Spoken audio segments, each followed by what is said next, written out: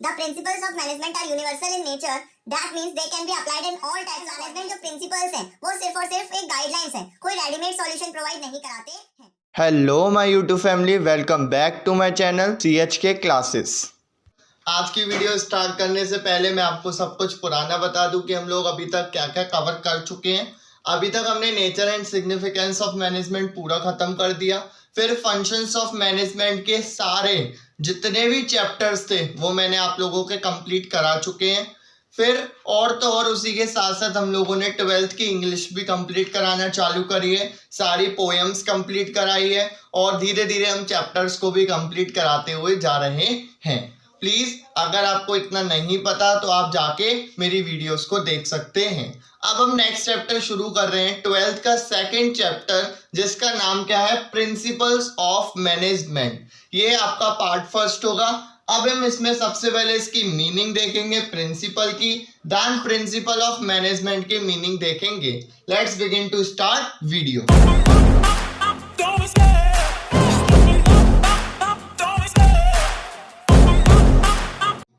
सबसे पहले आता है प्रिंसिपल का मतलब क्या होता है भाई।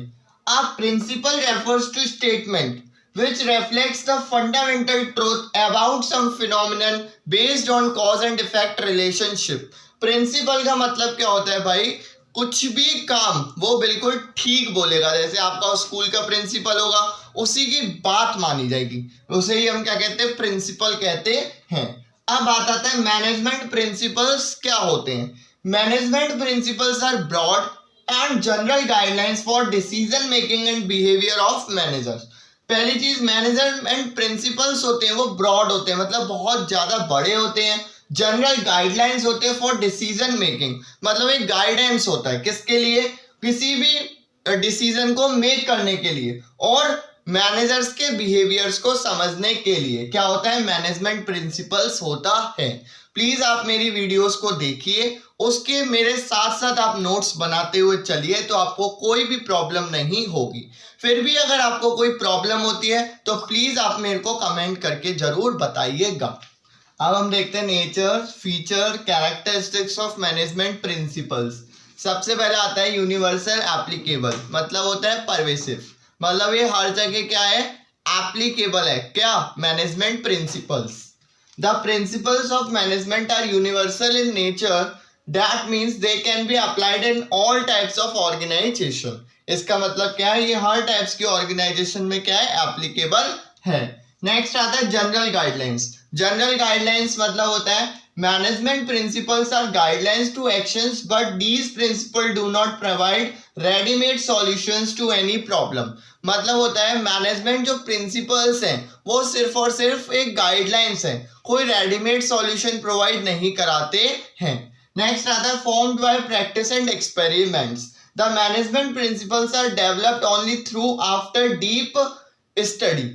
मतलब इसका मतलब क्या है, जो मैनेजमेंट प्रिंसिपल्स है वो कैसे फॉर्म होते हैं, बहुत ज्यादा पढ़ने के बाद फॉर्म होते हैं। ऐसे नहीं आपने थोड़ा सा पढ़ लिया और आपने एकदम फॉर्म कर दिया मैनेजमेंट प्रिंसिपल्स, ऐसा नहीं है। आपको पूरी एक डीप स्टोरी और डीप उसकी थ्योरी पढ़नी पड़ेगी, देन आप उसके मैनेजमेंट प्रिंसिपल्स बना सकते हो। फिर आता है फ्लेक्सिबल। फ्लेक्सिबल मतलब क्या है, management principles can be applied differently under different conditions. मतलब फ्लेक्सिबल है भाई, तोड़ मोड़ के कहीं भी लग जाएगा भाई, कैसी भी कंडीशन हो, कोई भी कंडीशन हो, जो मैनेजमेंट प्रिंसिपल्स हैं आपका वो कहीं भी लग जाएगा। नेक्स्ट आता है कंटिंजेंट।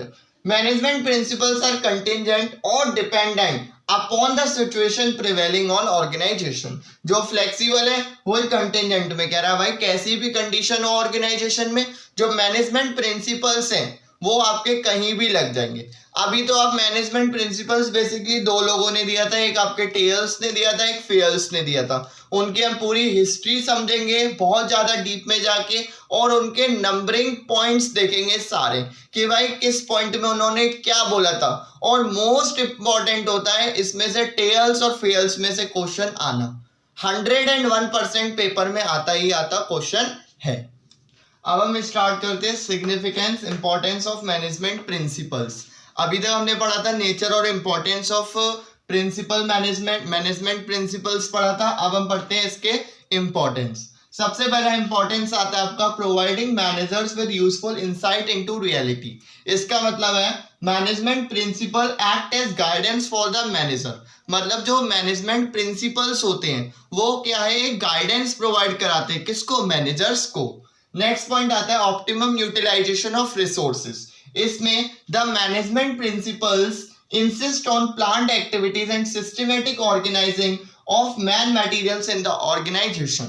मतलब जो मैनेजमेंट प्रिंसिपल्स होते हैं वो क्या है, एक ऐसा गाइडेंस प्रोवाइड कराते हैं कि जो रिसोर्सेज हैं वो कम से कम यूज हो।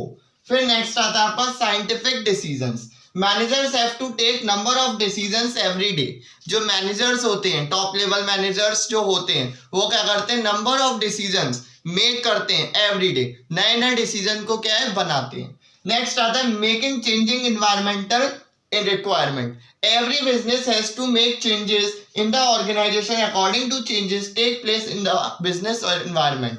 अब कह रहा है हर बिजनेस क्या होता है, पर टाइम टू टाइम चेंज होता है, किसके अकॉर्डिंग, एनवायरनमेंट के अकॉर्डिंग। जैसे फॉर एग्जांपल पहले कीपैड फोन चल रहा था, फिर धीरे धीरे क्या हुआ, स्मार्टफोन। सो जितने भी ऑर्गेनाइजेशन थी, जितने भी कंपनीज थी, उन्होंने धीरे धीरे क्या किया, अपने आप को चेंज किया।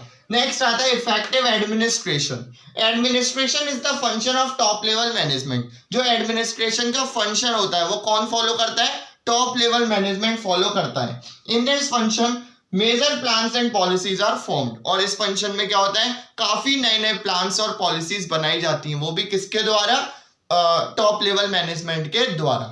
Thanks for watching. अब हम पार्ट नंबर 2 में टेल्स देखेंगे, फिर फेयर्स देखेंगे।